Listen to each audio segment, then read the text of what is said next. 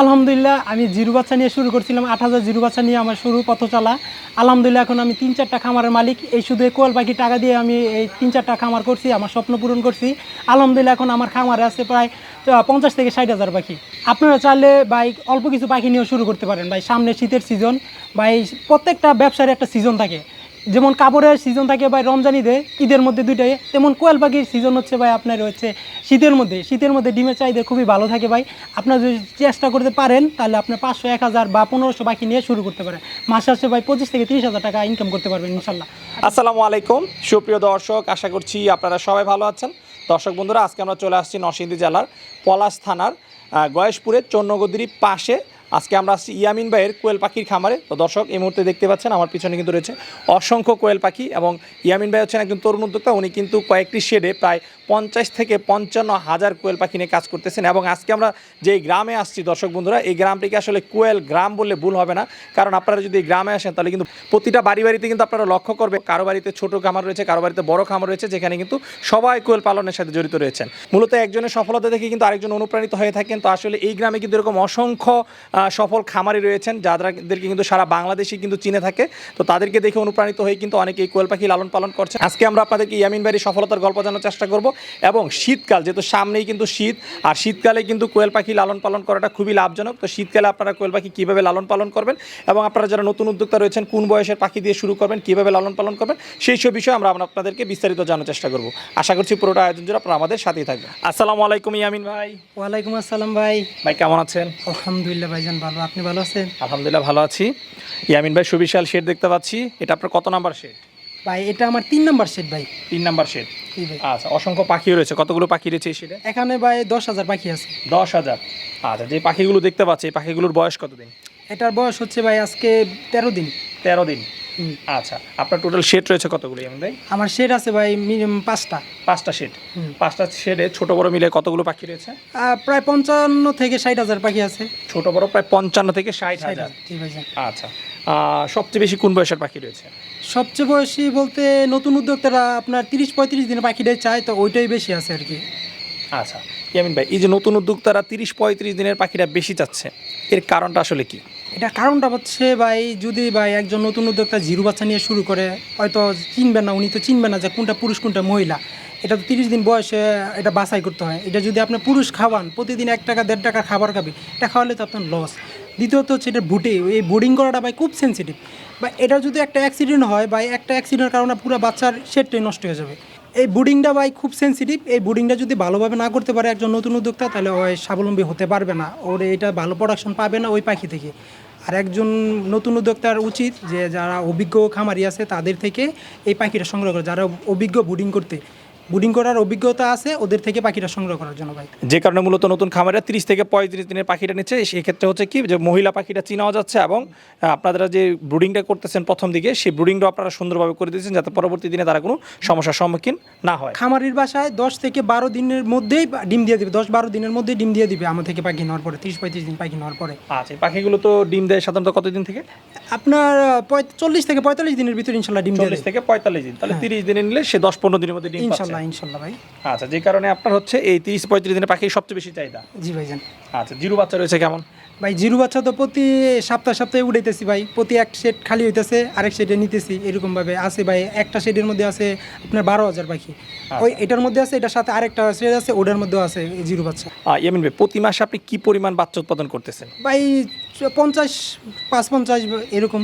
50 থেকে 55,000 মতো পাখি বাচ্চা উৎপাদন করতেছেন। 50 থেকে 55,000। এবং এগুলো আপনি লালন পালন করে বিভিন্ন বয়সে নিয়ে এগুলো নতুন খামারিদের হাতে তুলে দিচ্ছেন। জি ভাইজান। আচ্ছা, তো ইয়ামিন ভাই, সামনে তো শীতকাল, মাত্র শীত শুরু হচ্ছে। তো আসলে এই শীতকালে আমরা জানি যে কোয়েল পাখি লালন পালন করাটা খুবই লাভজনক, যে ডিমের দাম যেহেতু ভালো থাকে। তো শীতকালে কিন্তু আসলে পাখিটা লালন পালন করতে একটু যত্ন সহকারে পালন করতে হয়। শীতকালে যারা খামারি রয়েছে, নতুন খামারি রয়েছে, তারা আসলে পাখিগুলোর কীভাবে পরিচর্যা করলে তারা লাভবান হবে? সুন্দর কথা বলতেছেন ভাই। এটা অনেক খামারিদের প্রশ্ন যে ভাই শীতের মধ্যে আমাদের কি করতে হবে। ভাই শীতের মধ্যে কিছু কাজ করতে হয়, যেমন শীতের মধ্যে ঠান্ডা পড়লে আর কি পাখিগুলো আপনার ডিম প্রোডাকশন একটু কমে চলে আসে, কিন্তু বাজার রেটটা ভালো থাকে। তো ওদের জন্য কিছু করণীয় আছে, কিছু ওষুধ আছে, আপনার এডি3 আছে, যে ওষুধটা খাওয়াইলে আপনার পাখিটা গরম থাকে, বিভিন্ন মাল্টিভিটামিন আছে।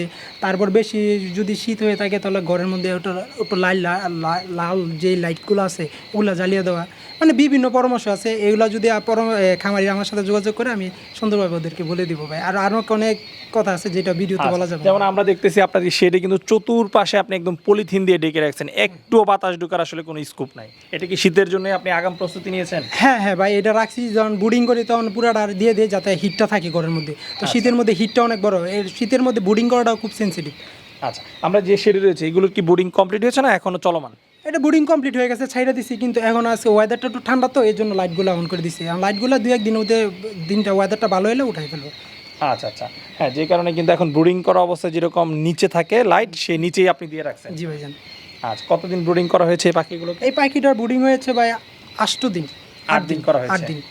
আচ্ছা আচ্ছা, সাধারণত এমনি কতদিন ব্রুডিং করতে হয়? এমনি 8-10 দিনের মধ্যে বুডিং করতে হয়। 8-10 দিনে কমপ্লিট। কমপ্লিট, ওয়েদারের উপর ডিপেন্ড করে ভাই। আচ্ছা, এখন খাবার কি দিয়েছেন এই পাখিগুলোকে? এটা বয়লার স্টার্টার চলতেছে, বয়লার স্টার্টার ম্যাশ খাবার যেটা ওটা চলতেছে আর কি, বয়লার স্টার্টার যে ম্যাশ এটা চলতেছে। এটা চলতেছে। আমি আপনার কাছ থেকে আরেকটু জানতে চাই, শীতকালে পাখিকে যে আপনারা পানিটা দেন, সেই পানিটা কি আপনার গরম পানি দেন না ঠান্ডা পানি দেন? ভাই মূলত আপনার ঠান্ডা পানিটাই দিই, গরম পানিটা অনেক এত গরম পানি করা সম্ভব না, এই ঠান্ডা পানিটা দিই, কোনো সমস্যা হয় না ভাই। ঠান্ডা পানি দিলে কোনো সমস্যা নেই? কোনো সমস্যা হয় না ভাই। আচ্ছা, যদি কেউ চায় যে একটু ঠান্ডা এবং গরম পানি মিক্স করে কুসুম গরম পানি দেয় এরকম দিতে পারবে, কোনো সমস্যা নেই, দিতে পারবে, কোনো সমস্যা নেই। আচ্ছা, এমনি ঘরের তাপমাত্রা কেমন রাখতে হয় শীতকালে? শীতকালে আপনার 20% ইয়া থাকলেই হইলো, তাপমাত্রা 20 ডিগ্রি 20 তাপমাত্রা ডিগ্রি থাকলে থাকলে হবে, চলবে। 20 ডিগ্রি 25 ডিগ্রি থাকলেই চলবে, সমস্যা নেই। আচ্ছা আচ্ছা, শীতকালে তো আমরা জানি যে সব গবাদি পশুর একটু রোগবেলা বেশি হয়ে থাকে, সেই ক্ষেত্রে কোয়েল পাখির কি কি সমস্যা হয়ে থাকে? হ্যাঁ, একটু ঠান্ডাটা লাগে ভাই, ঠান্ডার দিনে ঠান্ডাটা একটু লাগে ভাই। ওই যে আপনার লিটার থেকে লিটার ভিজা যায়, লিটার শুকায় না, এই লিটার থেকে ঠান্ডাটা লাগে পাখি। এছাড়া তেমন কোনো সমস্যা নেই? তেমন কোনো সমস্যা নাই, এই বিভিন্ন এই ঠান্ডাটাই ভাই, কোয়েল পাখির মূলত সমস্যা ঠান্ডা, এই লিটার থেকে এই সমস্যাটা হয়। আচ্ছা, অনেকেই কিন্তু কোয়েল পাখি আমরা দেখি যে ফ্লোরেও পালন করে আবার খাঁচায়ও পালন করে, শীতকালে কোনটা বেস্ট আপনি মনে করেন? অবশ্যই ভাই, শীতকালে হচ্ছে খাঁচার মধ্যে বেস্ট, ফ্লোর থেকে খাঁচায় বেস্ট? খাঁচায় বেস্ট। আচ্ছা আচ্ছা, খাঁচায় পালন করলে কি পুঁজি তো একটু বেশি লাগে নিশ্চয়ই? হ্যাঁ, এই অবশ্যই লাগে, একটু বেশি লাগে আচ্ছা, ভাই। খাঁচায় পালন করলে কি প্রোডাকশন ভালো পাওয়া যায় না ফ্লোরে বেশি প্রোডাকশন ভালো পাওয়া যায়? খাঁচাতে প্রোডাকশনটা ভালো পাওয়া যায়, প্রোডাকশন যদিও পুঁজি একটু বেশি হয়, বেশি হয় কিন্তু প্রোডাকশন ভালো পাওয়া যায়। ভালো পাওয়া যায়। ঠিক আছে। আচ্ছা আচ্ছা, তো ইয়ামিন ভাই একটু জানতে চাই, কেউ যদি 1000 কোয়েল পাখি পালন করে সেই ক্ষেত্রে সেই 1000 পাখি থেকে প্রতিদিন কতগুলো ডিম পেতে পারে? ভাই মিনিমাম 800 প্লাস, 800। আচ্ছা, যদি ম্যানেজমেন্ট ভালো থাকে তাহলে কি 800 প্লাস প্লাস পাবে। আচ্ছা, তাহলে 80%-এর উপরে সে ডিম পাচ্ছে? হ্যাঁ অবশ্যই।